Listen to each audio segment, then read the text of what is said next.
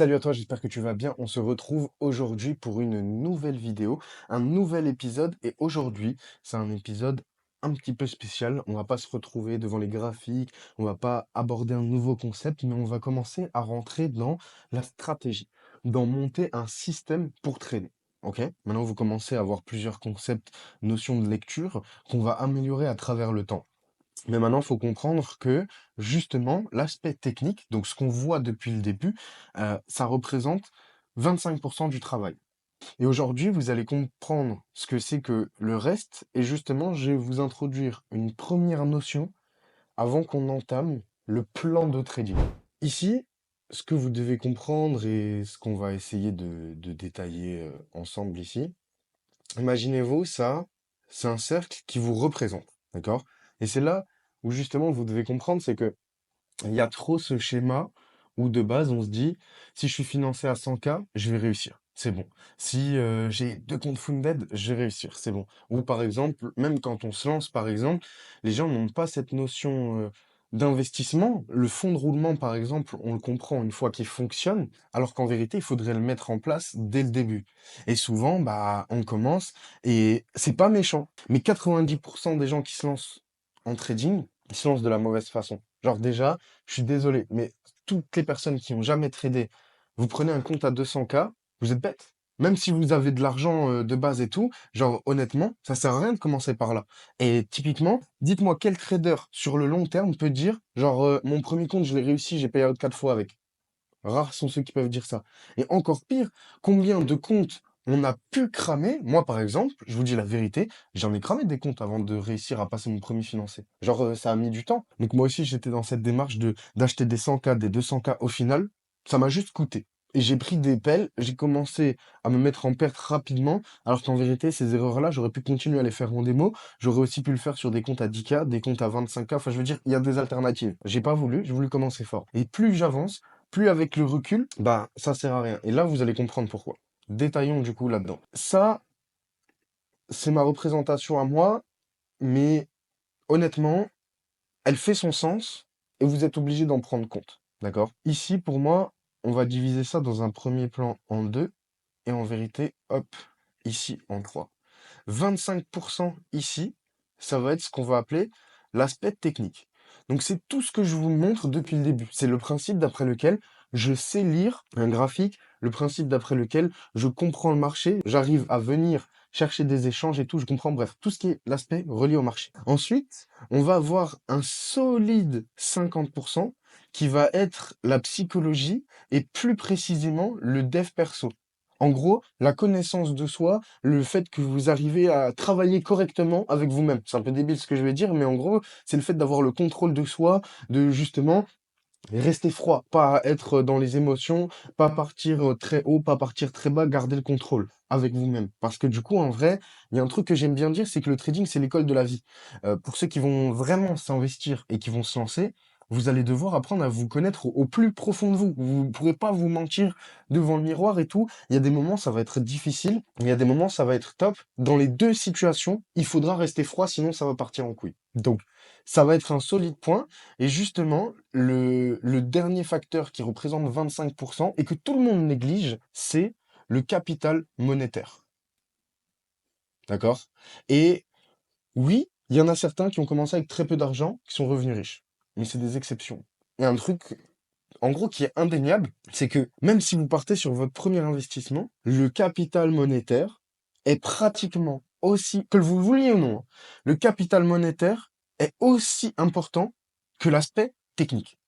Et c'est pour ça qu'il y a des traders dans le monde qui utilisent juste le support et la résistance et qui mettent une tempête à 90% des traders. Pourquoi? Parce qu'ils ont un capital monétaire suffisamment conséquent pour pouvoir prendre des risques et se permettre de faire des choses sans se mettre en danger que d'autres personnes ne peuvent pas faire. Et surtout quand on part d'en bas. Ça, c'est, que vous le vouliez ou non, c'est réel, on n'a pas le choix, on est tous soumis à ça. Ok? Mais, et du coup, souvent dans cette démarche, quand on se lance, on se dit, OK, je vais acheter un compte. Ouais, mais comment ça, je vais acheter un compte? C'est là où justement on a tendance à mal le voir. Par exemple, pour la plupart, le premier objectif, ça va être de créer un complément de revenu. qu'ensuite ce complément de revenu il soit suffisamment conséquent pourquoi pas couvrir un salaire entier, pardon.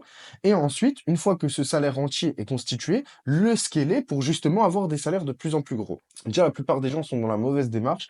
Quand ils se lancent, quand on commence à connaître les propres firmes, quand on voit des trucs et tout ça avec tous les mythes qui sortent sur Internet, les gens se disent, bah, j'ai 200K et j'ai la liberté financière, géographique, je me barre, je m'expatrie.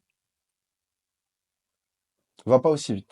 Va pas aussi vite. Et rappelle-toi que la psychologie, c'est 50%. Ça veut dire que déjà, en voulant te mettre dans une démarche de pression comme ça, tu pars dans le mauvais mood, ok? Ça veut pas dire que il va pas falloir aller vite, avoir une mentalité guerrier et tout, mais ça veut juste dire être intelligent, tu vois? Et souvent, par exemple, quand les gens ils disent faire all-in, c'est ok, se donner à fond et se dire ouais, c'est ça ou rien. Mais ça veut pas dire c'est ce compte ou rien.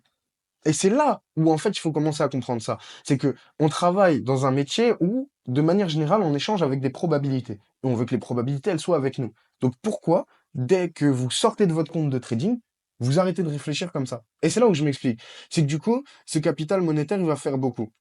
Je donne un exemple, par exemple. Si vous êtes au début et que votre premier objectif ici, justement, c'est un complément de revenu, mais que typiquement, entre guillemets, on va dans la valeur d'argent, elle est faible, ok? Donc je vais mettre moins. Il n'y a pas forcément beaucoup d'argent. Donc l'objectif ici, ça va être d'être intelligent. Donc par exemple, si pour vous 500 euros, d'accord, ça représente la moitié d'un salaire ou une valeur énorme, au lieu de vouloir acheter un 100K et de tout donner dessus, splittez. Dans tous les cas, à ce moment-là, quand vous allez vous lancer, votre but, c'est de créer un fonds de roulement. Donc déjà, typiquement, un conseil que je vous donne, c'est en investissement, c'est la même chose. Au début, quand on dit, ouais, j'ai un capital pour commencer, imagine 1 000 euros. Ça veut pas dire, je vais mettre 1 000 euros dans un seul compte de trading. Ça veut dire, OK, c'est 1 000 euros, il faut que je travaille avec, mais de manière intelligente. Et c'est là où vous devez être froid et réel avec vous. C'est que si vous avez jamais tradé, le premier compte, vous le validerez pas. Donc, si 1 000 euros, c'est votre investissement total, ça sert à rien de mettre 1 000 euros dans le premier compte. On est froid, on est juste réel. Ça veut pas dire que l'objectif à la fin, c'est pas d'être riche, c'est juste de se dire, ok, soyons réels. Et puis typiquement, si on échange tout le temps avec des probabilités, est-ce que c'est sûr que le compte que tu vas acheter, tu vas le valider à 200% et qu'il va pas t'arriver une couille à un moment? Non. Donc, est-ce que ça vaut le coup d'investir l'entièreté de ton argent ou de ton investissement disponible dessus? Non plus. D'accord? Et c'est là où typiquement, bah, par exemple, quand 500 euros ou 1 000 euros représentent ta valeur d'investissement, tu vas split. Parce que ton but, c'est de créer un complément de revenu. Mais ce complément de revenu, il est basé sur ton capital monétaire et ce que tu as pu mettre à disposition. Tu comprends? Donc, par exemple, à ce moment-là, ce que tu peux faire, c'est acheter 4 fois des 25K.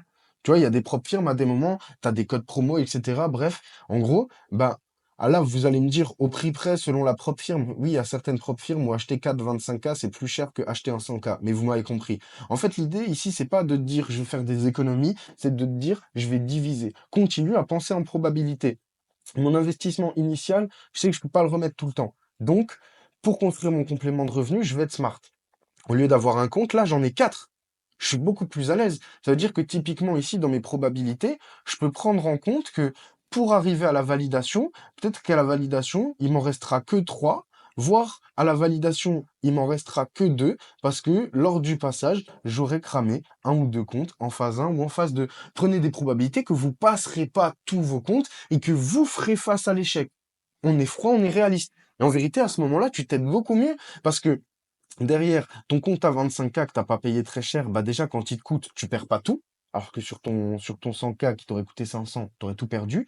Et là, tu splits. Et tu prends cette valeur réelle. Tout comme derrière, quand t'as 2 à 3 funded, tu sais qu'avec ça, tu pourras au moins sortir un payout, commencer à t'équilibrer, récupérer l'investissement que t'as mis dans les propres firmes, continuer à en racheter. Et c'est là que tu construis ce fonds de roulement. Mais ce fonds de roulement, il doit être adapté à ton capital monétaire. OK? C'est vraiment important parce que justement, pour la plupart, vous startez avec des propres firmes trop grosses par rapport à ce que, en réel, vous êtes capable de gérer. Et derrière, bah, justement, pour la plupart, en fait, vous êtes prêt à investir, mais quand vous investissez, tu vois, vous splittez mal. Ça ne sert à rien d'acheter d'un coup, tu t'achètes 404, 2 fois 100K. OK, mais si t'as jamais traîné, tu t'es OK de prendre des SL de 500, 1000, 2000 dollars? La variation de prix, tout, t'as travaillé avec ta psychologie, t'es prêt à voir ces échanges-là, ton capital monétaire, tu vois, à la fin, il est prêt à faire ça. Ton but, c'est de construire un complet. Tu vois ce que je veux dire? Tu commences à réfléchir et à travailler là-dessus.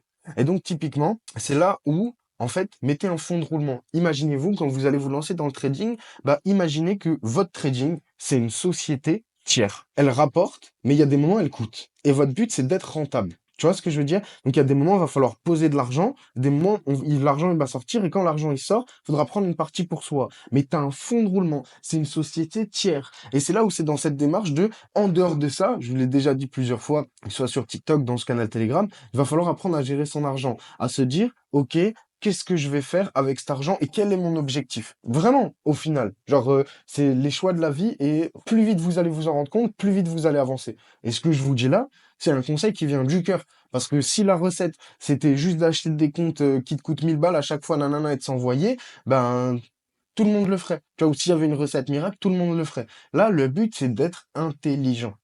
Donc là, typiquement, de diviser son risque comme vous êtes capable de le faire sur un compte. Parce que, par exemple, ouais, je suis en drawdown sur mon compte, je vais diviser mon risque pour avoir un bon money management. Bon bah, faites-le avec vous-même, tout simplement. Et adaptez votre capital monétaire. Et ensuite, c'est de le faire grossir. Parce qu'en vérité, plus votre capital monétaire il augmente, plus vous allez avoir une position confortable. En sachant que là-dedans, ce que vous devez comprendre, c'est qu'il y a une liaison entre du coup le capital monétaire et la psychologie. D'accord? Puisque le fait d'avoir beaucoup d'argent, ça va avoir un impact sur vous, tout comme le fait de ne pas avoir d'argent, ça va avoir un impact sur vous. D'accord? Donc dans les deux cas, vous n'allez pas réfléchir pareil. Et n'oubliez pas que vous êtes maître de votre entreprise, de l'entité, d'accord, que vous créez un fonds de roulement. Donc pour que ça fonctionne bien, il faut pas que vous, tu vois, si tu as un impact négatif dessus, forcément, ça va mal se passer.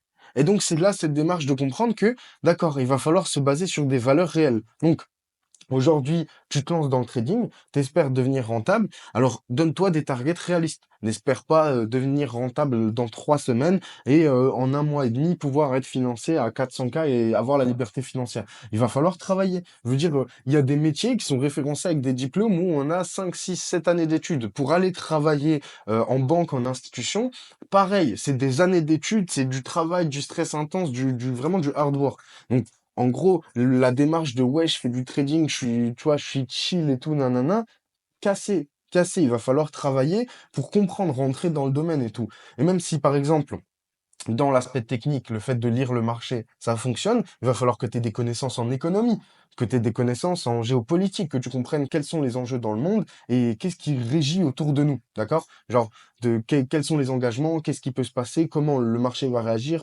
bref, plein de choses sur lesquelles tu peux réfléchir, mais c'est là où tu dois comprendre que tout ça, ça se réfléchit avant. Tout comme on va monter un plan de trading par la suite, vous devez comprendre que, en tant que trader, en tant que tradeuse, genre, la psychologie, le contrôle de soi et notre rapport à nous-mêmes, en fait, ils représentent 50% du chemin. Parce que justement, typiquement, là, si vous avez un rapport pas sain avec vous-même, bah, il y a forcément un moment dans ces équations où ça va se répercuter. Réel. Genre en mode, vous êtes le maître de la machine. Après, il y a l'aspect technique. Donc ça, c'est tout ce qu'on est en train de travailler.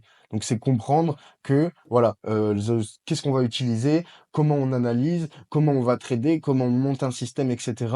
Mais ensuite, c'est là où souvent il y a ce bullshit et malheureusement ou heureusement, il y aura beaucoup de vidéos où on parlera de psychologie dans cet accompagnement, puisque en vérité, vendre une stratégie de trading ou avoir une stratégie de trading, c'est une chose, tout le monde peut l'avoir. Genre, je peux vous en sortir tout plein, il suffit d'aller sur ChatGPT. Par contre, devenir trader, devenir tradeuse, c'est un travail. Il y a personne qui peut l'inventer. Et vous n'aurez pas le choix que de vous mettre au travail et de prendre ces choses-là en considération. Vraiment. Et ça, je vous le dis là maintenant. Prochaine vidéo, on va parler justement de monter un système. Ok, quels sont les points de ce système, comment on le détaille, et du coup, d'après ce que je vous ai montré dans les épisodes précédents, du coup, comment on va les utiliser pour maximiser les probabilités que nos trades soient gagnants. D'accord? On va aussi commencer à parler du risk-reward, les entrées en position, etc., tout doucement. Mais avant ça, là, vous devez comprendre que quand vous allez lancer dans le concret, quand vous allez vous lancer en réel, imaginez-vous dans votre esprit une entreprise tiers. Donc, c'est-à-dire que le trading, c'est pas vous, c'est pas votre compte en banque privée, c'est une entreprise. Cette entreprise, elle a des coûts tous les mois et elle rapporte de l'argent. À des moments plus, à des moments moins, à des moments elle perd de l'argent s'il y a un mauvais move qui a été fait, et vous êtes le maître de cette entreprise. Donc à partir de là, vous allez devoir prendre le contrôle et faire des prises de décision qui sont réalistes. Visez les nuages. Là n'est pas la question. Visez la lune, même tout, tu vois, le plus loin possible. Voyez grand. Mais juste dans votre plan, quand vous allez vouloir détailler ça, partez d'une valeur réelle. Pas la valeur que vous aimeriez, partez d'une valeur réelle. Votre but, c'est d'être bon avec vous et de vous aider. OK? Donc partez de là. Et comprenez justement, bah, si le capital monétaire au départ il est faible, ce qui est le cas par exemple bah, en vérité de plein de gens qui se lancent dans le trading, hein, vous allez devoir vous dire, ok, mon but ça va être dans un premier temps de le préserver, de m'assurer de ne pas tomber à zéro et de pouvoir monter intelligemment, de scaler ensuite. Mais avant tout, c'est de protéger et de pas redescendre. Et donc, typiquement, le fait de faire all-in sur un investissement, c'est déjà la mauvaise décision. Tu vois, tu pars avec une balle dans le pied alors que tu n'as même pas encore commencé. Peu importe la stratégie et la manière dont tu as décidé de le faire, tu pars avec la mauvaise stratégie. Donc, répartis tes investissements, deviens smart. OK? Et quand on se dit all-in, c'est ouais, all-in, le trading et rien d'autre. Mais du coup, pour pouvoir faire all-in le trading et rien d'autre, et s'assurer que ça fonctionne bien et de manière intelligente, bah, tu miseras pas tout sur une position. Et tu vas te répartir comme ça. Et justement, tu verras maintenant, on va détailler un plan de trading, etc., étape par étape. Et donc, comprenez que vous allez devoir maîtriser ces trois piliers et travailler dessus au quotidien, et c'est ça qui va vous rendre rentable. Et derrière, comprenez encore plus, et ça, c'est mon dernier message de cette vidéo, parce que je vous ai dit pas mal de choses, on va y aller doucement quand même.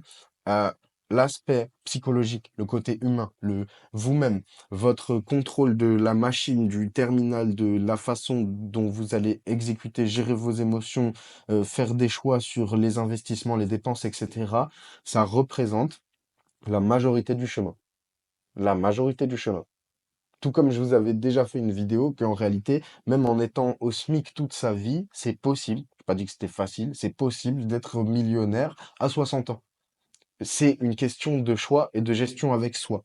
OK?